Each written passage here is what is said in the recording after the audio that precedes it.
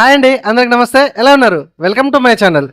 ఈ వీడియోలో నేను 5 రకాల టాపిక్స్ గురించి, ఆధార్ కార్డులో ఉన్నటువంటి 5 రకాల టాపిక్స్ గురించి నేను చెప్పబోతున్నాను. లాస్ట్ వరకు చూడండి, నచ్చితే ఒక లైక్ చేయండి. మ్యారీడ్ అయిన ఉమెన్స్కి సర్నేమ్ ఏ విధంగా చేంజ్ చేయాలి ఆధార్ కార్డులో, దీనికి ఎటువంటి ప్రూఫ్ ఆఫ్ డాక్యుమెంట్స్ కావాలి, ఎక్కడ వెళ్ళి అప్లికేషన్ చేసుకోవాలి, అండ్ అంతేకాకుండా ఆధార్ కార్డులో పేరులో తప్పొప్పులు ఉన్నాయి. సో దీనికి సంబంధించి ఎట్లా కరెక్షన్ చేసుకోవాలి, దీనికి కూడా ఎటువంటి ప్రూఫ్ ఆఫ్ డాక్యుమెంట్ కావాలి, ఎక్కడికి వెళ్ళి చేంజ్ చేసుకోవాలి అని చాలామంది కామెంట్స్ అడుగుతున్నారు. అండ్ అంతేకాకుండా date of birth miss match పడింది ఆధార్ కార్డులో, అది కరెక్షన్ చేసుకోవాలంటే ఎక్కడికి వెళ్ళి చేంజ్ చేసుకోవాలి, ఎటువంటి ప్రూఫ్ ఆఫ్ డాక్యుమెంట్స్ మనము సబ్మిట్ చేయాలి, మనకు కావాలి అనేది చెప్తాను. అండ్ అంతేకాకుండా ఆధార్ కార్డులో లిమిట్ క్రాస్ అయింది, పేరు కావచ్చు, డేట్ ఆఫ్ బర్త్ కావచ్చు. సో ఆధార్ కార్డులో నేమ్ లిమిట్ క్రాస్ అయిన దాని గురించి సొల్యూషన్ చెప్పండి అని చాలామంది మనకు కామెంట్ చేస్తున్నారు. సో వారికి కూడా నేను ఈ వీడియోలో సొల్యూషన్ అయితే చెప్పబోతున్నాను. కాబట్టి లాస్ట్ వరకు చూడండి, చాలా ఇంట్రెస్టింగ్గా ఉంటుంది. అండ్ ఎక్కువ మందికి ఈ విషయం గురించి తెలుసో తెలియదు నాకు తెలీదు. ప్లీజ్ మీరైతే షేర్ చేయండి, చాలా కామెంట్స్ అయితే వస్తున్నాయి. సో ఫస్ట్ కామెంట్ ఏంటంటే, ఆధార్ కార్డులో సర్నేమ్ ఏ విధంగా చేంజ్ చేసుకోవాలి మ్యారీడ్ అయిన ఉమెన్స్. మ్యారీడ్ అయిన ఉమెన్స్ ఫస్ట్ వీళ్ళు భార్యాభర్తలు ఏం చేయాలంటే, రిజిస్ట్రేషన్ ఆఫీస్కి వెళ్ళి మ్యారేజ్ సర్టిఫికేట్ అయితే అప్లికేషన్ చేసుకోవాలి. మ్యారేజ్ సర్టిఫికేట్ కోసం ఈ మ్యారేజ్ సర్టిఫికేట్లో మీకు గతంలో ఉన్నటువంటి పెళ్లి కాకముందు ఆధార్ కార్డులో ఏ విధంగా పేరు ఉందని మెన్షన్ చేస్తారు. అండ్ పెళ్ళైన తర్వాత భర్త ఇంటి పేరుతో సహా ఏ విధంగా ఉండాలి అనేది కూడా అందులో మెన్షన్ చేస్తారు. ఓకే, క్లియర్గా అర్థమైందా? సో ఆధార్ కార్డులో ఉన్నటువంటి గత పేరు, ఆ పెళ్లి కాకముందుకు పేరు మెన్షన్ చేస్తారు, పెళ్ళైన తర్వాత మీ అత్తమ్మ వాళ్ళ ఇంటి పేరుతో కూడా మెన్షన్ చేస్తారు పేరు. సో ఈ మ్యారేజ్ సర్టిఫికేట్ తీసుకొని మనము ఆధార్ సెంటర్కి వెళ్ళి సర్నేమ్ అయితే కరెక్షన్ చేసుకోవచ్చు. అఫ్కోర్స్ నేమ్ ఉంటే కూడా నేమ్ చేంజ్ చేసుకోవచ్చు. ఓకే, అండ్ ఈ మ్యారేజ్ రిజిస్ట్రేషన్ ఏ విధంగా చేంజ్ అంటే ఈ మ్యారేజ్ రిజిస్ట్రేషన్స్కి ఎట్లా అప్లికేషన్ చేసుకోవాలి ఏంటి అనేది కూడా క్లియర్గా మనం వీడియో సెక్షన్లో పెట్టడం అయితే జరిగింది. చూడండి వాళ్ళంటే చూడండి. ఓకే, ఇదిగోండి ఇక్కడ మీ స్క్రీన్ మీద కూడా చూస్తున్నారు. అయితే ఈ సర్నేమ్ మ్యారేజ్ అయిన తర్వాత మ్యారీడ్ ఉమెన్ సర్నేమ్ చేంజ్ చేయాలంటే కొంతమంది ఆధార్ సెంటర్ వాళ్ళు ఓటర్ ఐడి కార్డు తీసుకొచ్చుకోమని అంటున్నారట. ఏది పెళ్ళైన తర్వాత ఏదైతే మీరు పేరు అనుకుంటున్నారో ఆ పేరులో ఓటర్ ఐడి కార్డులో సరి చేసుకొని తీసుకురండి, మేము ఆధార్ కార్డులో సర్నేమ్ చేంజ్ చేస్తామని అంటున్నారట. అయితే ఇంకో కొందరు ఏం చేస్తున్నారంటే, మనం మీ సేవ నుంచి రెసిడెంట్ సర్టిఫికేట్ ఉంటుంది కదండి, నివాసం సర్టిఫికేట్. ఆ నివాసం సర్టిఫికేట్లో మీరు ఏదైతే పెళ్ళైన తర్వాత పేరు అనుకుంటున్నారో ఆ పేరు దానిలో కొట్టించుకొని ఆ సర్టిఫికేట్ తీసుకురండి, మేము ఆధార్ కార్డులో నేమ్ అంటే అదే అఫ్కోర్స్ ఇది నేమ్ కరెక్షన్ కిందకి వస్తుంది కావచ్చు. సో సర్నేమ్ అయితే మేము చేంజ్ చేయగలుగుతాము అని అంటున్నారు. సో నేమ్ కావచ్చు, సర్నేమ్ కావచ్చు, అట్లా పెళ్ళైన ఆడవారికి అయితే ఈ విధంగా చేంజ్ చేస్తున్నారంట. సో ఇది ఫస్ట్ పాయింట్. సో అయితే ఫస్ట్ నా రిక్వెస్ట్ ఏంటంటే, నేను సజెషన్ చేసేది ఏంటంటే మ్యారేజ్ సర్టిఫికేట్ ఒక్కటి మాత్రమే నేను సజెషన్ చేస్తాను. కొందరు చేస్తున్నారంట, అఫ్కోర్స్ కొంతమంది వచ్చి నాతో చెప్పడం కూడా జరిగింది. ఒక్కసారి వెళ్ళి మీ దగ్గర ఉన్నటువంటి ఆధార్ సెంటర్కి వెళ్ళి విషయం చెప్పండి, అన్న ఇట్లా మ్యారేజ్ అయింది, మేము అమ్మాయికి సంబంధించిన సర్నేమ్ అబ్బాయికి సంబంధించిన సర్నేమ్ రావాలి ఆధార్ కార్డులో అని అనుకుంటున్నాము, మరి ఎటువంటి ప్రూఫ్ ఆఫ్ డాక్యుమెంట్ కావాలి అని ఒకసారి అడగండి. వాళ్ళు ఏది తీసుకుపోమంటే అది తీసుకెళ్ళి సర్నేమ్ అయితే హ్యాపీగా చేంజ్ చేసుకోండి. ఓకేనా, క్లియర్గా అర్థమైంది కదా? సో నా సజెషన్ ఓన్లీ మ్యారేజ్ సర్టిఫికేట్ మాత్రమే. సో మిగతా ఎవరైనా ఆధార్ సెంటర్ వాళ్ళు చేంజ్ చేస్తారు అని అంటే నేను చెప్పినట్టుగా తీసుకెళ్ళండి, హ్యాపీగా చేంజ్ చేసుకోండి. సో ఒకటి క్లియర్ అయిపోయింది, ఏది మ్యారీడ్ అయిన ఉమెన్స్కి సర్నేమ్ ఏ విధంగా చేంజ్ చేయాలని క్లియర్గా అర్థమైందిగా. నెక్స్ట్, ఆధార్ కార్డులో స్పెల్లింగ్ మిస్టేక్స్ ఉంటే ఎట్లా అనేది చాలామంది అడుగుతున్నారు. స్పెల్లింగ్ మిస్టేక్స్ ఉంటే ఒకటి గుర్తుపెట్టుకోండి, మినిమం 10th క్లాస్ చదువుకుని ఉంటే 10th క్లాస్ ప్రకారం మాత్రమే మీరు ఆధార్ కార్డులో పేరు సరి చేసుకోండి. Okay, so Aadhaar card SSC ప్రకారం ఆధార్ సెట్ చేసుకోండి. సింపుల్గా నేమ్ కరెక్షన్స్ కోసం మీకు చదువుకున్నట్లయితే, మీరు ఎడ్యుకేటెడ్ అయితే ఒకటి ఎస్ఎస్సి మెమో ఉండాలి. రెండోది వచ్చేసి మీకు డేట్ ఆఫ్ బర్త్ మీ దగ్గర ఉందా, దాన్ని పెట్టి కూడా చేంజ్ చేసుకోవచ్చు. మూడోది ఇండియన్ పాస్పోర్ట్ ఏదైతే ఉంటుందో ఇండియన్ పాస్పోర్ట్ కూడా పెట్టి చేంజ్ చేసుకోవచ్చు నేమ్ కరెక్షన్ పర్పస్లో. ఓకే, అండ్ ఇప్పుడు కొంతమంది ఇందాక చెప్పుకున్నట్టుగా రెసిడెన్స్ సర్టిఫికేట్ తీసుకురండి, మేము చేంజ్ చేసి ఇస్తాము అని ఆధార్ సెంటర్ వాళ్ళు కొందరు అంటున్నారంట. నాకే తెలీదు, దీనికి నేను ఒప్పుకోను. కాకపోతే ఒకసారి వెళ్ళి అడగండి, ఈ name correction purpose residence certificate కూడా ఉపయోగపడుతుంది, తీసుకురండి మేము చేస్తాము అని అంటే హ్యాపీగా అది కూడా పెట్టి మీరు చేంజ్ చేసుకోవచ్చు. అంటే ఇక్కడ నేమ్ కరెక్షన్ పర్పస్లో ఎన్ని రకాలుగా ప్రూఫ్ ఆఫ్ డాక్యుమెంట్ మనకు కావాలండి? 4 రకాలుగా మొత్తం అవుతున్నాయి. సో నేను చెప్పినటువంటి ఎడ్యుకేషన్ వాళ్ళైతే చదువుకున్న వాళ్ళైతే ఎస్ఎస్సి మెమో, లేదా డేట్ ఆఫ్ బర్త్, లేదా ఇండియన్ పాస్పోర్ట్, లేదా రెసిడెన్స్ సర్టిఫికేట్. సో ఈ నాలుగిట్లలో ఏదైనా ఒకటి పెట్టుకొని మీ నేమ్ కరెక్షన్ అయితే సెట్ చేసుకోండి. ఆధార్ సెంటర్కి వెళ్ళి, ఎక్కడికి వెళ్ళి అప్లికేషన్ చేసుకోవాలండి? ఆధార్ సెంటర్కి వెళ్ళి. అయితే ఆన్లైన్లో మనకి నేమ్ కరెక్షన్ పెట్టుకోవడానికి కొత్తగా ఇంట్రడ్యూస్ చేసినటువంటి ఆ యాప్లో నేమ్ కరెక్షన్కి ఆప్షన్ ఉంది, కానీ అది కమింగ్ సూన్ అట, ఇప్పుడే రావట్లేదు.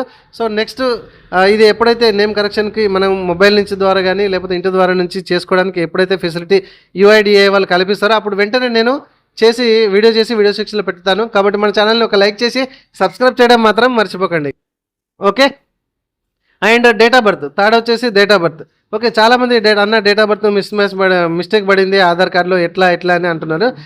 కోర్స్ ఇందాక నేను చెప్పినట్లుగా ఆధార్ సెంటర్కి వెళ్ళి చేయించుకోవాలి. దీనికి ఏమేమి డాక్యుమెంట్స్ కావాలంటే, ఒకటి ఎస్ఎస్సి మెమో, చదువుకున్న వాళ్ళైతే ఎస్ఎస్సి మెమోలో name and date of birth ఖచ్చితంగా ఉంటుంది. సో ఎస్ఎస్సి మెమో పెట్టుకోవచ్చు. అండ్ రెండోది వచ్చేసి date of birth. So date of birth certificate.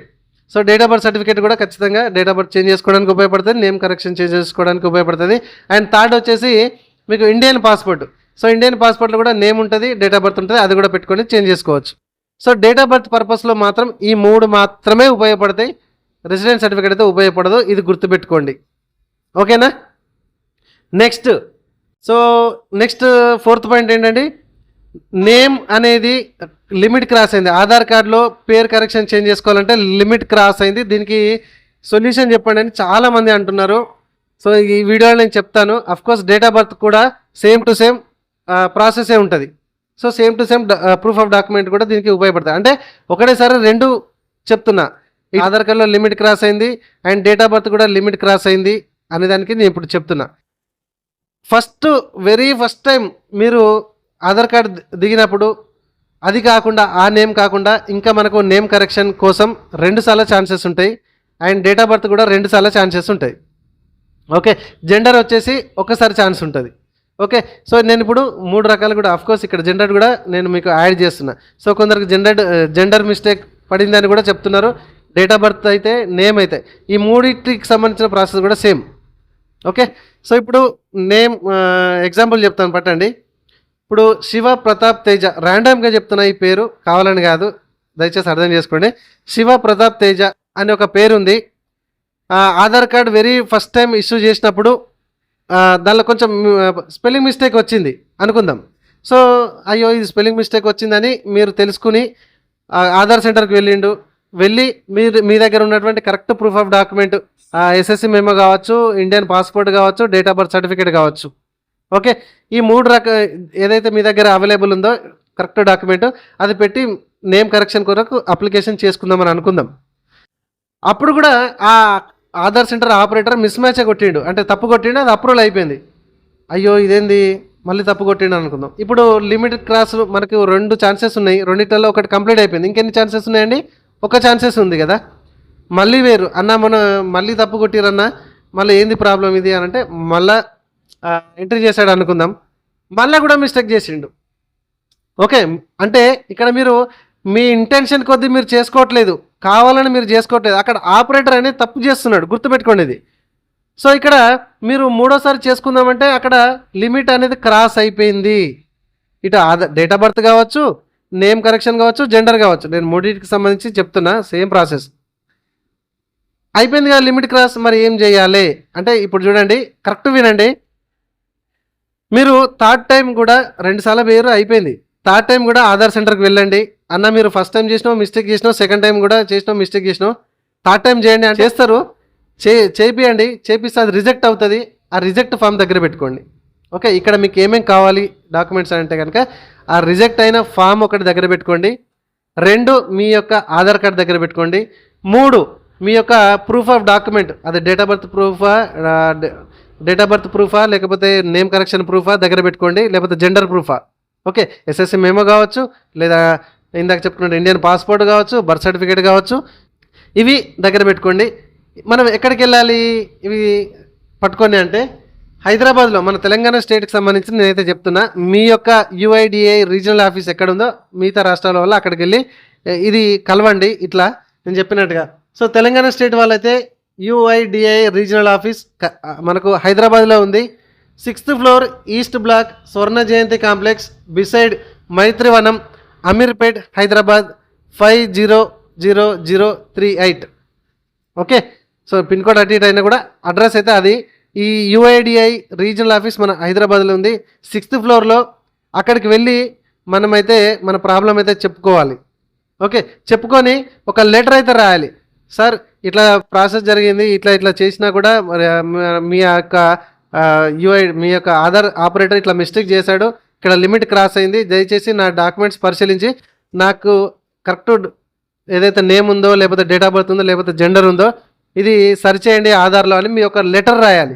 So request letter రాశారు కదా, ఈ రిక్వెస్ట్ లెటర్తో పాటు ఏమేమి డాక్యుమెంట్స్ మనం దానికి పిన్ కొట్టాలి అంటే, అఫ్కోర్స్ మీరు రీజనల్ ఆఫీస్కి వెళ్ళాలి, వాళ్ళు మీకు పరిశీలిస్తారు, మీ డాక్యుమెంట్స్ అన్నీ చూస్తారు. ఓకే, సో ఆపరేటర్ మిస్టేక్ జరిగిందా, వీళ్ళు కావాలని ఇంటెన్షన్ కొద్ది పేరు మార్చుకొని మళ్ళీ ఇక్కడ దాకా వచ్చిర్రా అనేది వాళ్ళు చెక్ చేస్తారు. మీ ఒరిజినల్ డాక్యుమెంట్స్ అనేది వెరిఫికేషన్ చేస్తారు, ఒరిజినల్ డాక్యుమెంట్స్ అనేది తీసుకెళ్ళాలి. ఓకే, సో ఇక్కడ రిక్వెస్ట్ లెటర్తో పాటు మీ యొక్క ఆధార్ కార్డు, మీ యొక్క కరెక్ట్ ప్రూఫ్ ఆఫ్ ఏదైతే డాక్యుమెంట్ ఉంటుందో అది, అండ్ మీకు ఏది రిజెక్ట్ అయిన ఏదైతే అప్లికేషన్ ఉందో ఆధార్ సెంటర్ నుంచి అది. ఓకే, మొత్తం 4 అయినాయి కదా, ఈ 4 అనేది వాళ్ళకి ఇవ్వాలి. ఇది మీకు 30 days మినిమం టైం పడుతుంది. అఫ్కోర్స్ మ్యాక్సిమం 90 days పడుతుంది. ఈ 30 to 90 days లోపు మీరు పెట్టుకున్నటువంటి అప్లికేషన్ కరెక్ట్ అయితే కనుక మీరు చేసేది ఇంటెన్షన్గా చేసేది కాకుండా ఉండాలి. సో అఫ్కోర్స్ ఇది ఆపరేటర్ మిస్టేకే అయింది అని వాళ్ళు నిర్ధారణ కనుక చేసినట్లయితే ఖచ్చితంగా మీకు మీ నేమ్ కరెక్షన్ అయితే ఖచ్చితంగా చేస్తారు. కొందరు కావాలని ఇంటెన్షన్ కొద్దీ ఒక పేరు నుంచి ఒక పేరు మార్చుకొని అటు నుంచి ఇటు మార్చుకొని వచ్చి మళ్ళీ అయ్యో నాకు పాత నేను చదువుకున్నట్లే కావాలి, లేదా నా డేట్ ఆఫ్ బర్త్ ప్రకారంగా కావాలి, లేకపోతే నా ఇండియన్ పాస్పోర్ట్ ప్రకారమే కావాలని కొందరు కావాలని చేసుకుంటారు. ఇది ప్రాబ్లం సాల్వ్ కాదని నేను అనుకుంటున్నా, కానీ వాళ్ళు కూడా ఇదే విధంగా ప్రయత్నం చేయండి, అవుతుంది మ్యాక్సిమం. ఓకే, సో మీరు అట్లా అప్లికేషన్ ఇచ్చినాక 30 to 90 days లోపు మీరు ఆన్లైన్లో చెక్ చేస్తూ ఉండండి, ఖచ్చితంగా మీ ప్రాబ్లం అనేది సాల్వ్ అయిపోతుంది. ఇది నేమ్ కరెక్షన్ కావచ్చు, జెండర్ కావచ్చు, డేట్ ఆఫ్ బర్త్ కావచ్చు. ఓకేనా, క్లియర్గా అర్థమైందా? ఇంకా ఏమైనా డౌట్ ఉందా? సో మొత్తం 5 విషయాల గురించి నేను ఈ వీడియోలో చెప్పిన. వీడియో నచ్చితే మాత్రం ఒక చిన్న లైక్ చేయండి. ఇట్లాంటి లేటెస్ట్ అండ్ ఇన్ఫర్మేషన్ వీడియోస్ కోసం మన ఛానల్ని సబ్స్క్రైబ్ చేయడం మాత్రం మర్చిపోకండి. మరికొందరికి వీడియోని షేర్ చేయండి వెంటనే. Thank you very much.